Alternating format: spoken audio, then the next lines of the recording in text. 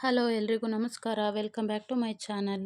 ಇವತ್ತಿನ ಈ ವಿಡಿಯೋದಲ್ಲಿ ನಾನು ವರಮಹಾಲಕ್ಷ್ಮಿ ಹಬ್ಬ ಯಾವಾಗ, ಹಾಗೆಯೇ ವರಮಹಾಲಕ್ಷ್ಮಿ ಹಬ್ಬದ ದಿನ ದೇವಿಗೆ ಯಾವ ಬಣ್ಣದ ಸೀರೆಯನ್ನು ಉಡಿಸ್ಬೇಕು, ಹಾಗೆಯೇ ಯಾವ ಸಮಯದಲ್ಲಿ ಪೂಜೆಯನ್ನು ಮಾಡಬೇಕು ಅನ್ನೋಂತಹ ಎಲ್ಲ ಮಾಹಿತಿಯನ್ನು ನಾನು ನಿಮಗೆ ಇವತ್ತು ತಿಳಿಸ್ಕೊಡ್ತಾ ಇದ್ದೀನಿ. ಇದಕ್ಕೂ ಮುಂಚೆ ನಮ್ಮ ಚಾನಲ್ನ ಇದೇ ಮೊದಲನೇ ಸಲ ನೋಡ್ತಾ ಇದ್ದರೆ ನಮ್ಮ ಚಾನಲ್ನ ಸಬ್ಸ್ಕ್ರೈಬ್ ಮಾಡ್ಕೊಳ್ಳಿ, ಶೇರ್ ಮಾಡಿ, ಲೈಕ್ ಮಾಡಿ. ಬನ್ನಿ ಹಾಗಾದರೆ ವಿಡಿಯೋನ ಶುರು ಮಾಡೋಣ. ವರಗಳನ್ನು ಕರುಣಿಸುವಂತಹ ವರಮಹಾಲಕ್ಷ್ಮಿ ಹಬ್ಬ ಇನ್ನೇನು ನಮಗೆ ಹತ್ತಿರದಲ್ಲೇ ಇದೆ. ಈ ವರ್ಷ ವರಮಹಾಲಕ್ಷ್ಮಿ ಹಬ್ಬ ಯಾವತ್ತು, ಹಾಗೆಯೇ ದೇವಿಗೆ ಯಾವ ಬಣ್ಣದ ಸೀರೆಯನ್ನು ಉಡಿಸಿದರೆ ಶ್ರೇಷ್ಠ, ಹಾಗೆಯೇ ಯಾವ ಸಮಯದಲ್ಲಿ ನಾವು ಪೂಜೆಯನ್ನು ಮಾಡ್ಕೋಬೇಕು ಅನ್ನೋದನ್ನು ಕೂಡ ನಾನು ನಿಮಗೆ ತಿಳಿಸ್ಕೊಡ್ತಾ ಇದ್ದೀನಿ. ಜೊತೆಗೆ ಹಬ್ಬ ಯಾವ ದಿನ ಅಂತ ತಿಳಿಸ್ಕೊಡ್ತಾ ಇದ್ದೀನಿ. ಮೊದಲಿಗೆ ವರಮಹಾಲಕ್ಷ್ಮಿ ಹಬ್ಬ ಈ ವರ್ಷ ಯಾವ ದಿನಾಂಕದಂದು ಬಂದಿದೆ ಅಂತ ಅಂದರೆ ಆಗಸ್ಟ್ 8ನೇ ತಾರೀಕು ನಮಗೆ ವರಮಹಾಲಕ್ಷ್ಮಿ ಹಬ್ಬ ಬಂದಿರುವಂತಹದ್ದು.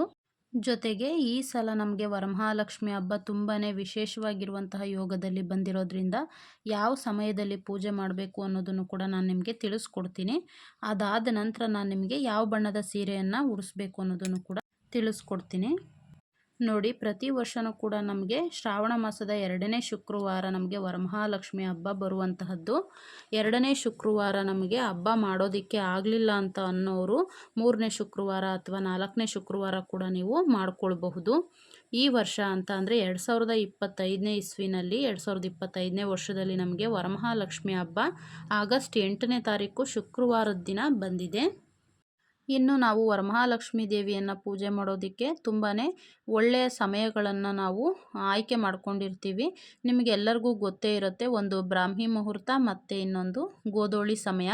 ಇದೆರಡು ಸಮಯದಲ್ಲೂ ಕೂಡ ನಾವು ಪೂಜೆಯನ್ನು ಮಾಡ್ಕೊಳ್ಬೋದು. ಬೆಳಗ್ಗೆ ಬ್ರಾಹ್ಮಿ ಮುಹೂರ್ತದಲ್ಲಿ ಪೂಜೆಯನ್ನು ಮಾಡಿಕೊಂಡ್ರೆ ತುಂಬಾ ಶ್ರೇಷ್ಠ.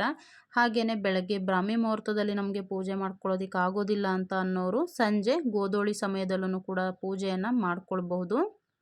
ಇನ್ನು ಬ್ರಾಹ್ಮಿ ಮುಹೂರ್ತ ಅಂತ ಅಂದರೆ ನಮಗೆಲ್ಲ ಗೊತ್ತೇ ಇರುತ್ತೆ, ಬೆಳಗ್ಗೆ 3:30ಯಿಂದ ಬೆಳಗಿನ ಜಾವ 5:30 ಒಳಗಿನ ಸಮಯವನ್ನು ನಾವು ಬ್ರಾಹ್ಮಿ ಮುಹೂರ್ತ ಅಂತ ಕರಿತೀವಿ. ಹಾಗೆಯೇ ಗೋಧೂಳಿ ಸಮಯ ಅಂತ ಅಂದರೆ ಸಂಜೆ 5:30ಯಿಂದ ರಾತ್ರಿ 7:30 ಸಮಯವನ್ನು ನಾವು ಗೋಧೂಳಿ ಸಮಯ ಅಂತ ಕರಿತೀವಿ. ಈ ಎರಡೂ ಟೈಮಲ್ಲೂ ಕೂಡ ನಾವು ಪೂಜೆಯನ್ನು ಮಾಡಬಹುದು.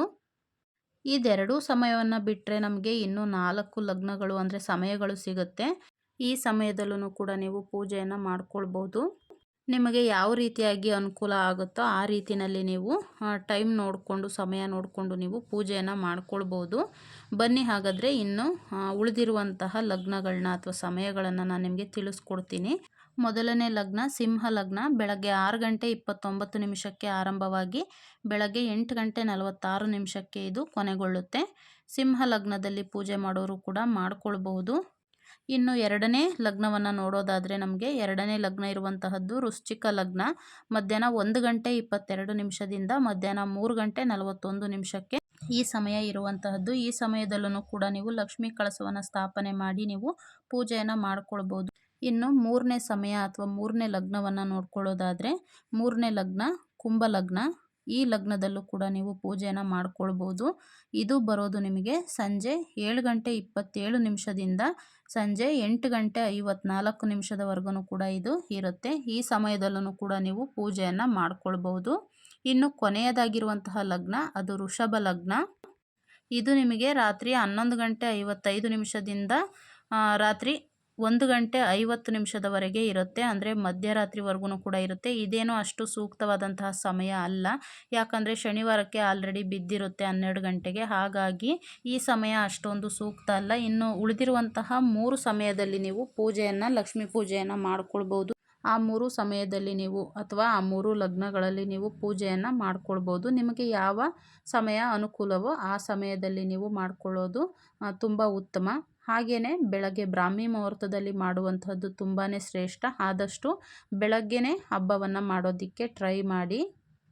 ಇನ್ನು ಎರಡನೇದಾಗಿ ದೇವಿಗೆ ಯಾವ ಬಣ್ಣದ ಸೀರೆಯನ್ನು ಉಡಿಸ್ಬೇಕು ಅಂತ ಅಂದರೆ ಕೆಂಪು ಬಣ್ಣದ ಸೀರೆಯನ್ನು ಉಡಿಸೋದು ತುಂಬ ಒಳ್ಳೆಯದು. ಜೊತೆಗೆ ಹಸಿರು ಬಣ್ಣ ಮತ್ತು ಕೆಂಪು ಬಣ್ಣ, ಹಳದಿ ಬಣ್ಣ ಈ ರೀತಿಯಾಗಿ ನೀವು ಸೀರೆಯನ್ನು ಉಡಿಸ್ಬೋದು. ಇದರ ಜೊತೆಗೆ ನೀವು ಪಿಂಕ್ ಕಲರ್, ಆರೆಂಜ್ ಕಲರ್ ಈ ರೀತಿಯಾಗೂ ಕೂಡ ಉಡಿಸ್ಬೋದು. ನಿಮಗೆ ಯಾವ ಕಲರ್ ಇಷ್ಟ ಆಗುತ್ತೋ ಅದನ್ನೇ ಉಡಿಸಿ. ಆದರೆ ಬಣ್ಣ ಏನು ಅಷ್ಟೊಂದು ಮುಖ್ಯ ಆಗೋದಿಲ್ಲ ಅಂತ ಅಂದ್ಕೊಳ್ತೀನಿ. ಬಟ್ ರೆಡ್ ಕಲರ್ ಉಡಿಸಿದ್ರೆ ಒಳ್ಳೆಯದು ಅಂತ ಹೇಳ್ತಾರೆ. ಹಾಗಾಗಿ ರೆಡ್ ಕಲರ್ ಉಡಿಸೋದಕ್ಕೆ ಟ್ರೈ ಮಾಡಿ. ಇಲ್ಲ ನಿಮ್ಮ ಹತ್ರ ರೆಡ್ ಕಲರ್ ಇದೆ ಅಂತಂದರೆ ನಿಮಗೆ ಯಾವ ಬಣ್ಣದ ಸೀರೆ ಇಷ್ಟ ಆಗುತ್ತೋ ಅದನ್ನೇ ದೇವಿಗೆ ಉಡಿಸ್ಕೊಳ್ಬಹುದು.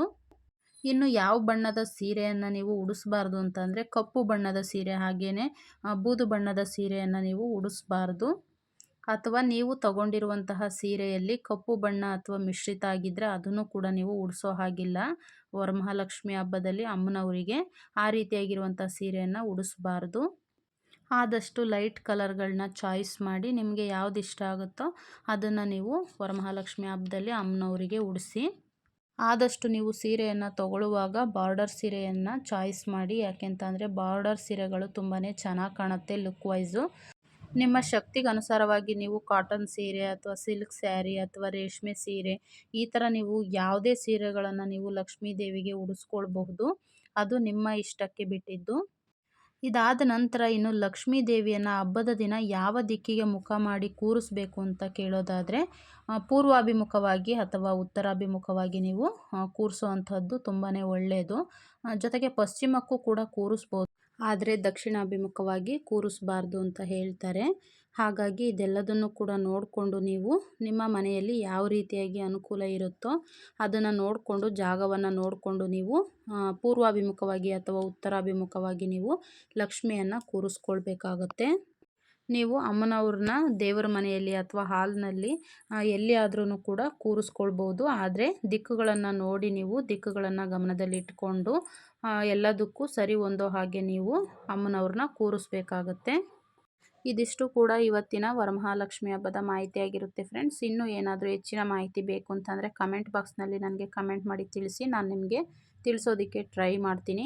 ಇವತ್ತಿನ ಈ ವಿಡಿಯೋ ನಿಮಗೆ ಇಷ್ಟ ಆಗಿದೆ ಅಂತ ಅಂದ್ಕೊಳ್ತೀನಿ. ವರಮಹಾಲಕ್ಷ್ಮಿ ಹಬ್ಬ ಯಾವಾಗ ಯಾವ ಬಣ್ಣದ ಸೀರೆ ಉಡಿಸ್ಬೇಕು, ಯಾವ ದಿಕ್ಕಿಗೆ ಮುಖ ಮಾಡಿ ದೇವರನ್ನು ಕೂರಿಸ್ಬೇಕು, ಇದೆಲ್ಲದನ್ನು ಕೂಡ ನಾನು ನಿಮಗೆ ತಿಳಿಸ್ಕೊಟ್ಟಿದ್ದೀನಿ. ಇನ್ನೂ ಹೆಚ್ಚಿನ ಮಾಹಿತಿ ಬೇಕು ಅಂತಂದರೆ ಕಮೆಂಟ್ ಬಾಕ್ಸ್ನಲ್ಲಿ ನನಗೆ ತಿಳಿಸಿ. ಮತ್ತೊಂದು ಹೊಸ ವಿಡಿಯೋ ಜೊತೆ ನಾನು ನಿಮಗೆ ಬರ್ತೀನಿ. ಈ ವಿಡಿಯೋ ಇಷ್ಟ ಆದರೆ ನಿಮಗೆ ಲೈಕ್ ಮಾಡಿ, ಶೇರ್ ಮಾಡಿ, ಹಾಗೆ ನಮ್ಮ ಚಾನಲ್ನ ಸಬ್ಸ್ಕ್ರೈಬ್ ಮಾಡ್ಕೊಳ್ಳಿ. Thank you for watching. ಮತ್ತೊಂದು ವಿಡಿಯೋ ಜೊತೆ ಸಿಗ್ತೀನಿ. Take care. ಬಾಯ್ ಬಾಯ್.